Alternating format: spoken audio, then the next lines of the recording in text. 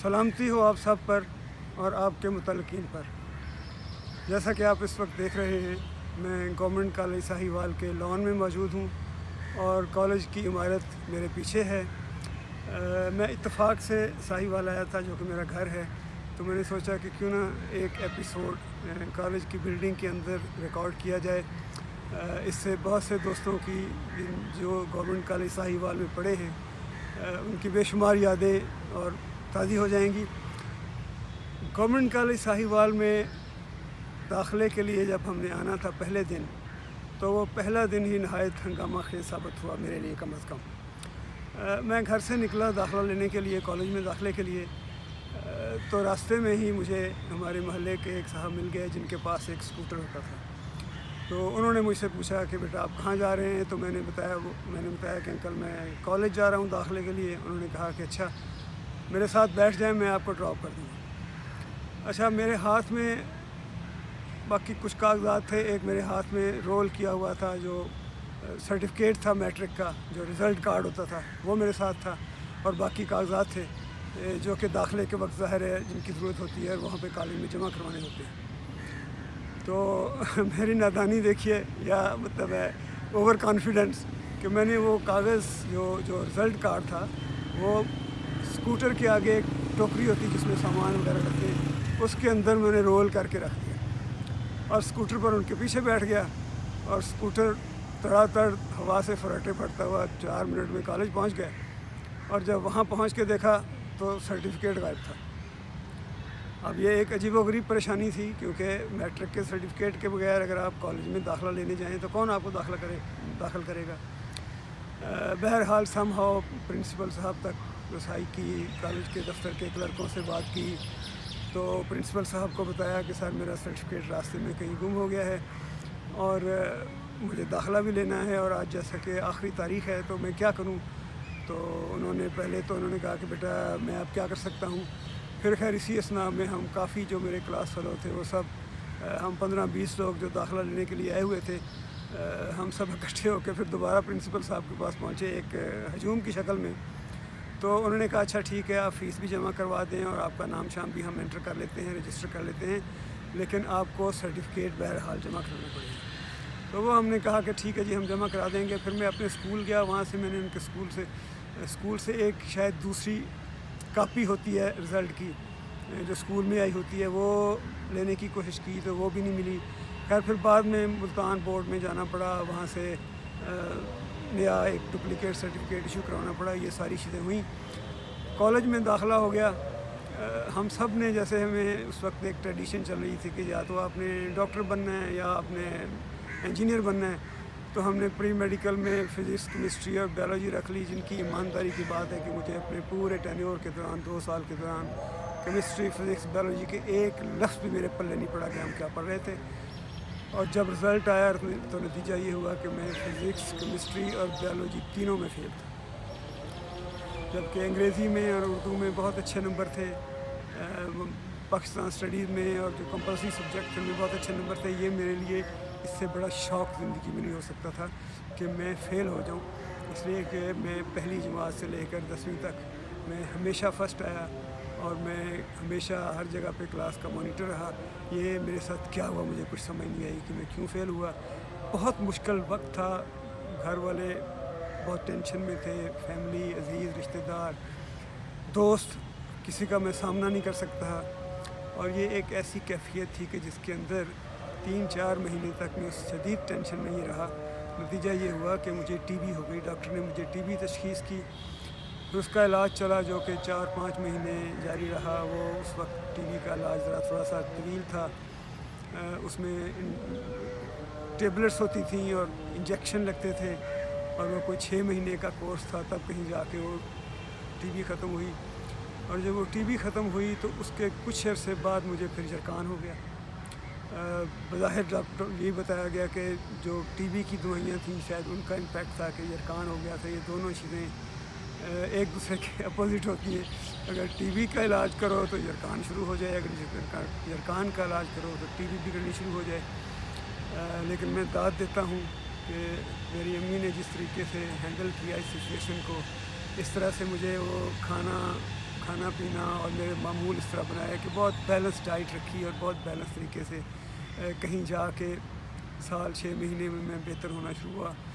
اس دوران میرے دوست کلاس فیلو آگے جا چکے تھے اور میں پیچھے بھی رہ گیا تھا, اور پھر ابھی 3 سبجیکٹس تھے, فزکس, کیمسٹری اور بیالوجی, ان کو پاس کرنا بھی ضروری تھا. کچھ سمجھ نہیں آ رہا تھا کہ زندگی کدھر کو جائے گی اور کدھر کو جا رہی ہے, اور یہ میرے ساتھ کیا ہو رہا ہے اور کیا ہونے والا ہے.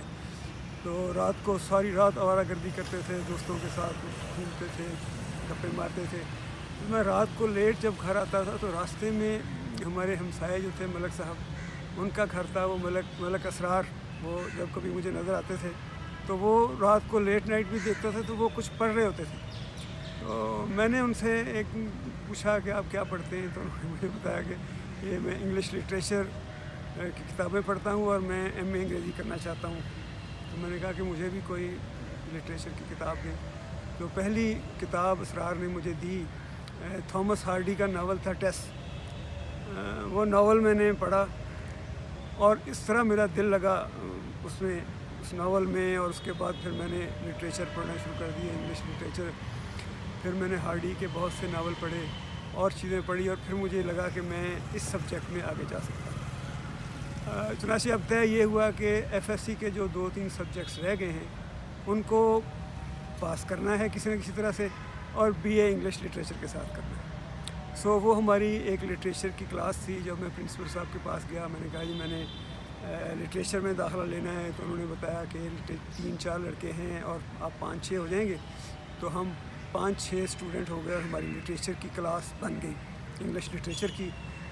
اس میں میں تھا, اس میں مختار تھا, اس میں طارق حبیب تھا, فاروق خان تھا, یونس تھا, ایک وقار تھا, اور اخلاق تھا جو ابھی ریسنٹلی گورنمنٹ کالج ساہیوال کے پرنسپل کے طور پہ ریٹائر ہوا.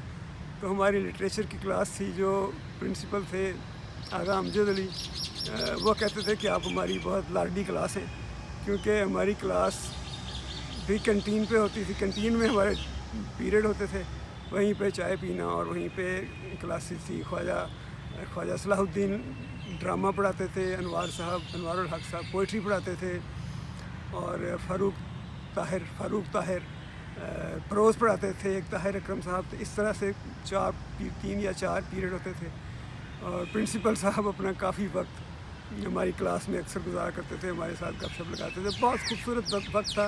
روز اینڈ جیزمین گارڈن جو گورنمنٹ کالج ساہیوال کا ہے, وہاں پہ کینٹین کے ساتھ بیٹھ کے ہم نے لٹریچر پڑھا, لٹریچر کو سمجھا, لٹریچر سے محبت کی. پھر اسی دوران تھوڑا سا اسٹوڈنٹس پالیٹکس کا بھی شوق رہا, اس کے اندر بھی ہم انٹر ہوئے.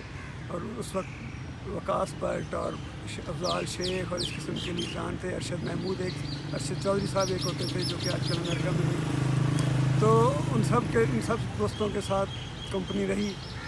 اور مختار میرے ساتھ تھا. مختار کے ساتھ میرا بہت ہی قریبی تعلق تھا. وہ مختار کیونکہ رتی ٹبی سے آتا تھا گاؤں سے, اور پھر مجھے ساتھ لیتا تھا. پھر ہم اکٹھے کالج جاتے تھے, اور کلاسیں ختم ہونے کے بعد ہم سارا دن گورنمنٹ کالج ساہیوال شہر کی 2-3 لائبریریوں کی خاک چھانتے تھے. ایک میونسپل لائبریری ہوتی تھی, ایک ساہیوال ہال کی لائبریری تھی.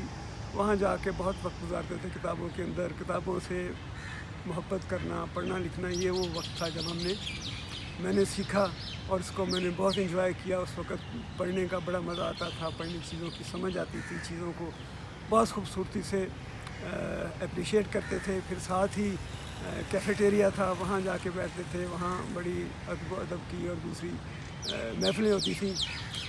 انہی دنوں اسٹوڈنٹ یونین تھی. اس کے بعد پھر مارشل لگ گیا, اور اسٹوڈنٹس یونین کی ایکٹیویٹیز ہماری بہرحال وہ جاری رہیں. کبھی کبھار اسٹوڈنٹ یونین کی طرف سے ہم جاتے تھے اور جا کے کوئی لاہور سے کوئی فلم خرید کے لاتے تھے یا کرائے پہ لاتے تھے, چونکہ کالج کے اندر ایک چھوٹی سی پروجیکٹر مشین تھی اور ایک اسکرین تھی جس کے اوپر ہم نے بے شمار فلمیں دیکھی ہوں گی رات کے وقت اکٹھے ہو کے. کیفے ڈی روز کا میں پہلے ذکر کر چکا ہوں. اسٹیڈیم ہوٹل تھا, وہاں علم و ادب کی محفلیں جمتی تھیں. ان سب کا ہم بہت عرصے تک حصہ رہے. بلکہ ایک دفعہ جو فلم دیکھنے کے لیے ہم آئے رات کو, تو اتنی بارش شدید ہوئی، اتنی شدید بارش ہوئی اور طوفان آیا کہ ہمیں کچھ سمجھ نہ آیا کہ کیا کریں گے۔ اس طوفان میں میرے ساتھ تو میرے دونوں چھوٹے بھائی تھے، وہ کہیں گم ہو گئے، طارق اور آفتاب، اور میں نہایت پریشانی کے عالم میں ان کو ڈھونڈ ڈھونڈ کے رات کے 1-2 بجے گھر پہنچا کے خالی ہاتھ میرے ساتھ نہیں تھے۔